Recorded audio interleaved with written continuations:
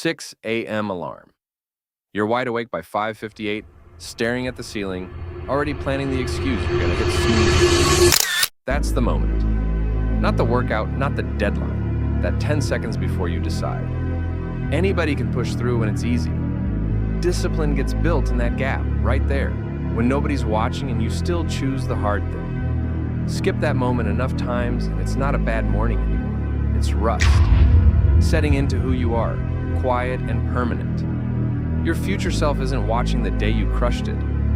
He's watching this one. 5:58 a.m. Thumb over the snooze button. So don't wait for motivation to show up at 5:58. Put your feet on the floor before your brain finishes the argument. That's it. One move. That's the whole habit. Most people are going to hit snooze and scroll past this too. If that's not you, subscribe. Join the 1% Club. We get up before we feel like it.